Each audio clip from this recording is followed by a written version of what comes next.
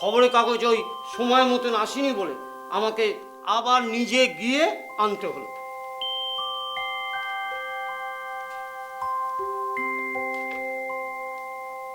High বাবা, হ্যাঁ এই পুটিরামের দিকে দেখছি কারো নজরই নেই। হ্যাঁ আচ্ছা ঠিক আছে, তুমি রেখে যাও না, আমরা খেয়ে নেবো। আচ্ছা, কখন বেরোবে বলো দেখিনি? এই খাবার টাবার সব তৈরি করতে হবে। কি মুশকিল বলছি তো, সে পরে বলে দেবে, তুমি এখন যাও। ঠিক আছে। হ্যাঁ ব্যোমকেশ, হ্যাঁ বলো। চাটা এবার খেয়ে না, বুঝলে?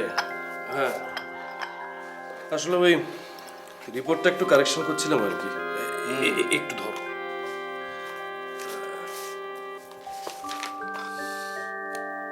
হ্যাঁ দাও। ও সরি, বাঁ হাতে দিলাম। আরে বাবা, বাঁ হাতটাও তো হাত নাকি? তারপরে তোমার লেখাটা কত দূর? আর বলো না ভাই, অনেক ঝঞ্ঝাটে আছি, এখনো অনেক বাকি, বুঝলে? সে কি? এখন আবার কার টেলিফোন? দেখো।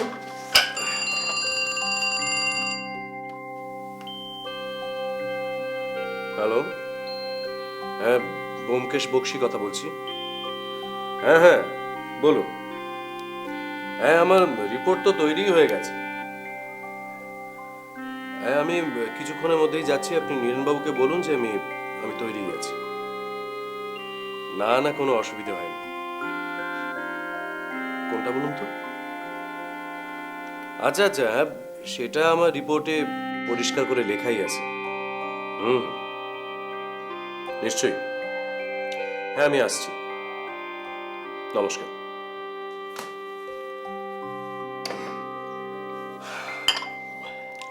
অজিত, নীরেনবাবুর অফিস থেকে ফোন এসেছিল, উনি সব ফাইলপত্রগুলো চেয়ে পাঠিয়েছেন। তো ভালোই তো, তোমার তো সব তৈরি আছে, চলে যাও।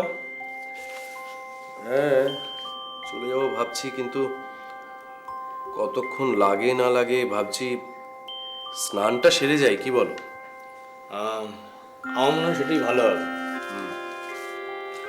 পুটিরামকে ডাকি, দিয়ে আরে কি কি খাওয়া রয়েছে সেটাও দেখি। পুটিরাম, পুটিরাম। দাদাবাবু, বলুন দাদাবাবু বলুন। হ্যাঁ বলছিলাম যে আমাকে এখন একটু বেরোতে হবে পুটিরাম। আর নতুন কথা কি? হ্যাঁ এই তো কদিন হলো বাইরে থেকে সব তোমরা ঘুরে এলে। আচ্ছা পুটিরাম, তুমি তো জানো যে আমাদের কাজটাই এরকম। শোনো, তোমার যা যা রান্না হয়েছে তুমি আমাকে তাই দিয়ে দাও, আমি সেটা খেয়েই বেরিয়ে পড়বো, আমার হাতে সময় নেই। ঠিক আছে, তুমি যখন বলছো পুটিরামের সাধ্য অনুযায়ী তোমাকে খাওয়াবে। হ্যাঁ তাহলে আমি চলি। হ্যাঁ যাও। আচ্ছা।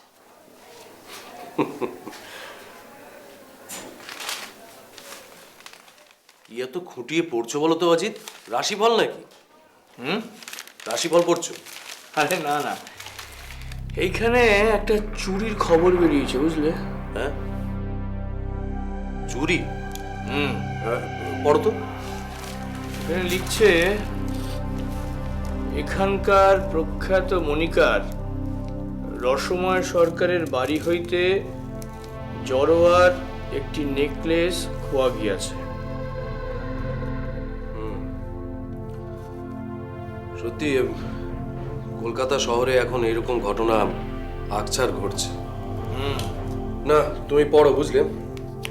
আমি আমি স্নানটা সেরে আসি, ওদিকে আবার নীরেনবাবু অপেক্ষা করবেন। হ্যাঁ আমি গেলাম, বুঝলে? হ্যাঁ এসো।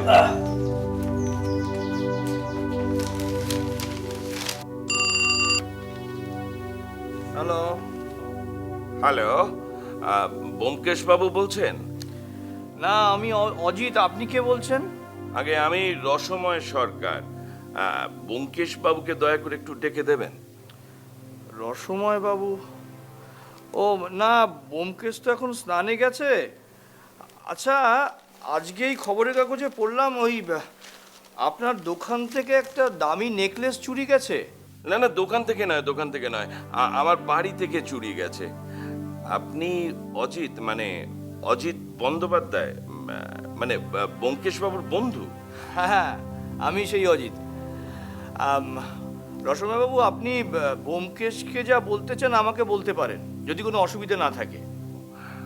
দেখুন অজিত বাবু, আমার বাড়ি থেকে যে নেকলেসটা চুরি গেছে তার দাম 57,000 টাকার মতন, বুঝলেন। এই ব্যাপারে আমি আমার বাড়ির চাকরকে সন্দেহ করছি। যদিও আমি পুলিশকে খবর দিয়েছি, কিন্তু এখনো পর্যন্ত কোনো প্রমাণ পাওয়া যায়নি, জানেন। তা আমার ধারণা এই ব্যাপারে অন্তত ব্যোমকেশ বাবু আমাকে সাহায্য করতে পারেন। সে তো আপনি একটা কাজ করুন, বুঝলেন, মানে আপনি আমাদের বাড়িতে চলে আসুন। আপনি আস্তে আস্তে নিশ্চয়ই ব্যোমকেশের স্নান হয়ে যাবে। আগে মানে আসতে পারি, কিন্তু একটা অসুবিধা হচ্ছে কি, আমি আবার খুব বাতের রুগী, জানেন। নড়াচড়া করতে ভীষণ কষ্ট হয়, তাই অনুরোধ করছিলাম আপনারা যদি দয়া করে একবার আসেন। না না, ঠিক আছে, আমি ব্যোমকেশকে বলছি। হ্যাঁ হ্যাঁ, এটা আমার একান্ত অনুরোধ রইল। আপনি একদম চিন্তা করবেন না, আমি আপনাদের আসার জন্য গাড়ি পাঠিয়ে দিচ্ছি, কেমন? আরে না না, ধন্যবাদ, আপনাকে গাড়ি পাঠাতে হবে না, আমরা নিজেরাই চলে যাব। আচ্ছা, আপনি দয়া করে আপনার অ্যাড্রেসটা দেবেন? হ্যাঁ হ্যাঁ, 1 মিনিট। হ্যাঁ বলুন। 2/35 Madan Mohan street. 2/35 Madan Mohan street. 2/35 Madan Mohan street, Kolkata. না, বলতে হবে না। আচ্ছা, ওখানে গেলে আপনার নাম করলেই বলে দিতে পারবে তো আপনার বাড়িটা? আগে হ্যাঁ হ্যাঁ, একবার এসে বলবেন রসময় সরকারের বাড়ি। আচ্ছা বেশ। শুনুন রসগোল্লাবাবু, আপনি চিন্তা করবেন না, বুঝলেন। আমি ব্যোমকেশকে নিয়ে যত তাড়াতাড়ি সম্ভব যাচ্ছি, আপনি চিন্তা করবেন না, কেমন? থ্যাংক ইউ, অনেক ধন্যবাদ আপনাকে। আমি অপেক্ষায় রইলাম কিন্তু। হ্যাঁ রাখছি তাহলে। আচ্ছা। হ্যাঁ, নমস্কার।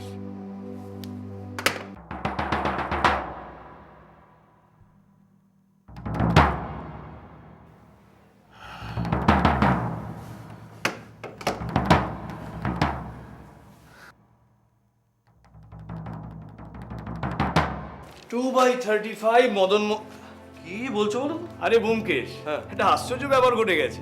কি আবার আসছে? এই মাত্র ফোন করেছিলেন রসময় বাবু। আবার ইনি কে? চিনতে পারলেন না তো? রসময় সরকার। আরে বাবা, ওই পত্রিকায় রিপোর্টটা আজকে বেরিয়েছে না, যার নেকলেসটা চুরি গেছে। ও আচ্ছা আচ্ছা, হ্যাঁ, তা কি বললেন উনি? তা যথারীতি তোমাকে যেতে বললেন, না মানে অনুরোধ করলেন আর কি। ওই শারীরিকভাবে অসুস্থ প্লাস এই নেকলেস চুরির ঘটনা, এই দুটো নিয়ে উনি তো একেবারে বিপর্যস্ত। তা সেই কারণেই গাড়ি পাঠাতে চেয়েছিলেন, বুঝলে। তা আমি তো না করলাম, কারণ তুমি তো এখান থেকে সোজা নীরেনবাবুর অফিসে যাবে। তুমি ভালোই করেছো। তাহলে এক কাজ করো, হুম। তুমি তৈরি হয়ে নাও, সময় তো বেশি নেই। আমরা নীরেনবাবুর অফিসে প্রথমে যাব, রিপোর্টগুলো জমা দেব, তারপরে ওখান থেকে সোজা রসময়বাবুর বাড়িতে চলে যাব, দেখি। না, আমি বলি কি, মানে তুমি বরং যাও, বুঝলে, কারণ আমার লেখাটা শেষ করতেই হবে। ওই পাবলিশার্সদের প্রচুর চাপ, বুঝতেই তো পারছো। যাবে না বলছো? ঠিক আছে, তুমি লেখা শেষ করো, আমি দেখি কি চুরির কিনারাটা করতে পারি কিনা, আর কি হলো সব এসে তোমাকে বলছি। হ্যাঁ, বরং সেটাই ভালো হবে।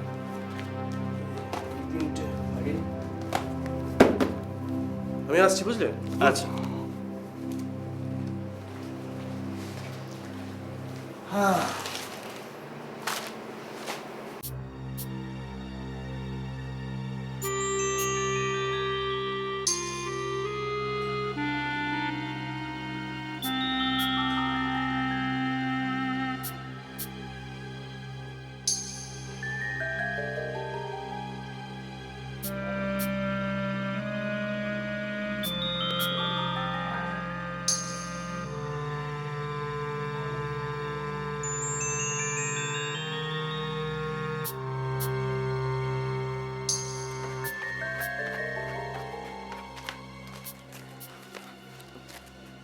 নমস্কার। নমস্কার। আপনি আপনি নিশ্চয়ই ব্যোমকেশ বাবু? আগে কিন্তু আপনাকে তো ঠিক। আমি মণিময় সরকার। রসময় বাবু আমার বাবা। ও আচ্ছা আচ্ছা। বাবা আপনার জন্যই অপেক্ষা করছেন। বাবা কোথায় আছে? 3 তলাতে রয়েছেন। 3 তলাতে কেন? হ্যাঁ, আসলে 1 তলাটা না আমরা কেউ ব্যবহার করি না, আর ওই দোতলায় ভাড়ার ঘর, আমাদের রান্নাঘর আর চাকর বাকরদের বসবার শোয়ার ঘর রয়েছে। আর ওখানে একটা সাধারণের জন্য বসার ঘরও রয়েছে। ও তিনতলাতেই তাহলে? হ্যাঁ, আমরাও তিনতলায় থাকি, বাবাও তিনতলাতেই থাকেন। বেশ, চল। হ্যাঁ, আসুন আসুন।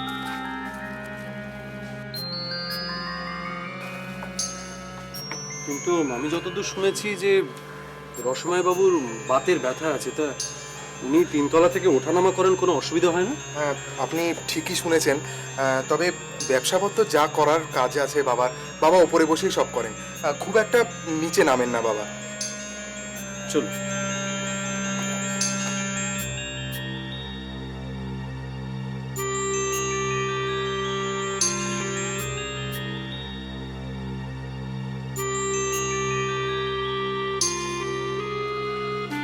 বাবা, ব্যোমকেশ বাবু এসে গেছেন। আরে আসুন আসুন ব্যোমকেশ বাবু, আসুন আসুন আসুন আসুন। আসুন। নমস্কার নমস্কার।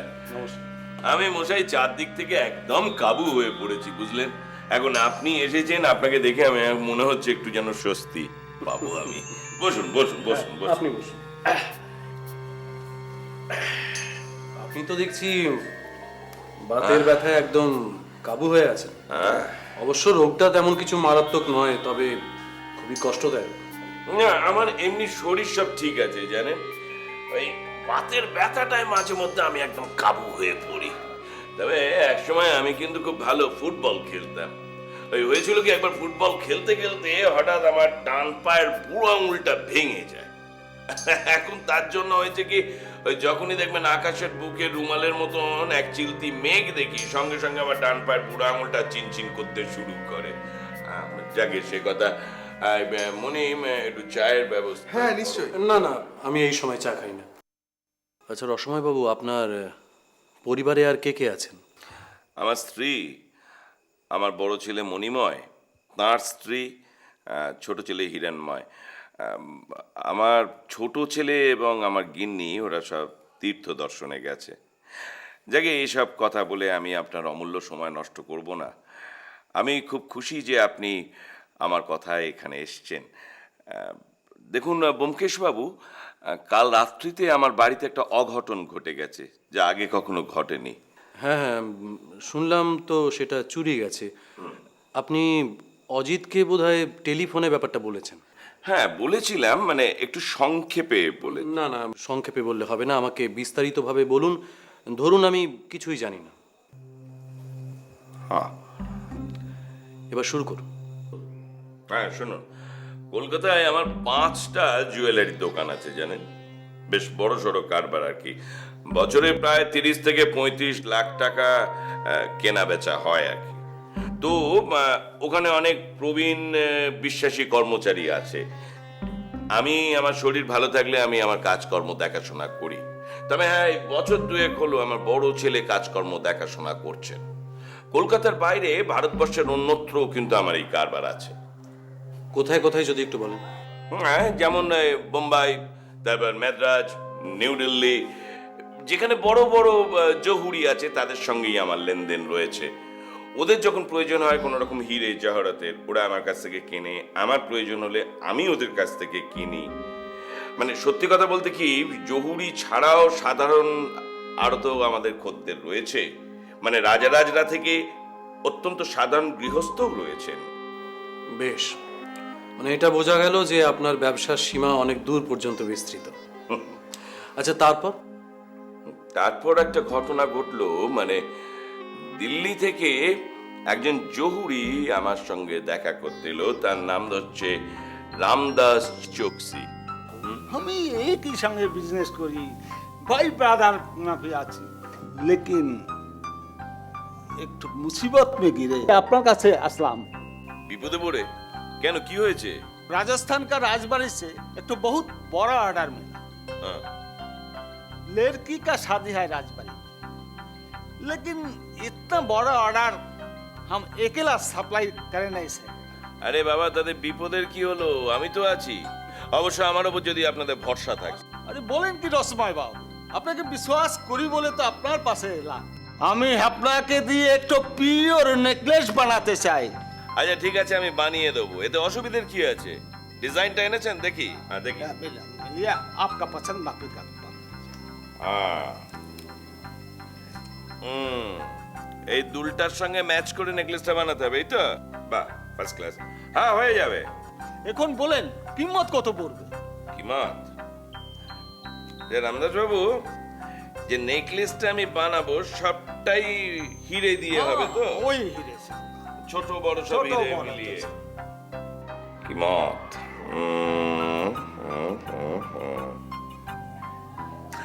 হ্যাঁ ভাই, 57,000 তো পড়বেই।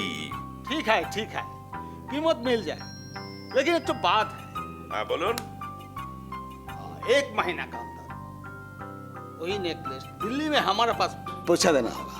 বাহ, ঠিক আছে, হয়ে যাবে, দিয়ে দেবো। हाँ अभी बोलिए एडवांस कितना देना होगा? আরে মশাই, আপনি চিন্তা করছেন কেন? কিচ্ছু লাগবে না।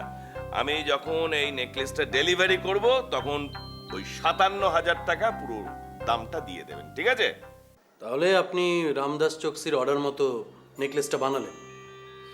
হ্যাঁ, কেননা রামদাস বাবুর সঙ্গে আমার বহুদিনের একটা ঘনিষ্ঠ সম্পর্ক ছিল। তবে শুধু রামদাস বাবু কেন, যে কোনো জুয়েলারের সঙ্গে আমার একটা হৃদ্যতার সম্পর্ক আছে। আর এই ক্ষেত্রে বেচারা একটা অসুবিধার মধ্যে এলো আমার কাছে, আমি তাকে না বলি কি করে? তা তো বটেই, তাছাড়া অর্ডার তো কম টাকার নয়, 57,000 টাকার অর্ডার। আসলে কি জানেন, রাজা রাজরাদের বাড়ির কাজ, এক্ষেত্রে ভালোভাবে কাজটা করতে পারলে সুনাম পাওয়া যায়, কাজ পাওয়া যায়। দিল্লিতে তো হামেশাই এ কাজ হচ্ছে, সে কাজ হলে আমরাও তার ভাগ পাই। গয়নাটা তাহলে ঠিক সময় মতোই তৈরি হয়েছিল? আগে হ্যাঁ, কোনো রকম ফাঁকিবাজির মধ্যে না গিয়ে আমি নিজে দাঁড়িয়ে থেকে আমার কারিগরকে দিয়ে একেবারে আসল হিরে দিয়ে এই খাঁটি গয়নাটা তৈরি করাই। আমার কারিগরও গয়নাটা খুব ভালো তৈরি করেছিল জানেন, একেবারে চোখ ধাঁধানো একটা হীরের নেকলেস। তারপর আমার ইচ্ছে ছিল আমি ওটা নিজে গিয়ে দিল্লিতে পৌঁছে দিয়ে আসব, কিন্তু কিন্তু অসুবিধাটা কোথায় হলো? ওই গত মঙ্গলবার থেকে আমার বাতের ব্যথাটা এত বেড়ে গেল, তাই আমি যেতে পারলাম না। কিন্তু এদিকে কর্মচারীদের হাত দিয়ে অত দামি গয়না পাঠাতেও ঠিক সাহস হলো না। হ্যাঁ, সে তো বটেই। তাহলে শেষ পর্যন্ত মনি আমার বদলে যাবে কথাবার্তা বলে এইরকম ঠিক হলো। ওর আজই যাবার কথা ছিল। তারপর আমি একদিন বাতের ব্যথায় একদম উঠতে পারিনি জানেন। আমার অনুপস্থিতিতে মনি কাজকর্ম সব দেখাশোনা করছিল। হ্যাঁ, ওই নেকলেসটা বড় দোকানের সিন্ধুকে রাখা ছিল। বড় দোকান মানে? মানে আমি যেখানটায় বসি, অন্য দোকানগুলো যদি ব্রাঞ্চ ধরা হয় তাহলে ওই দোকানটাই হলো আমার মেন দোকান। বেশ, তাহলে নেকলেসটা আপনার বড় দোকানের সিন্ধুকেই ছিল। হ্যাঁ, মনি কাল নেকলেসটাকে আমার বাড়িতে নিয়ে এলো।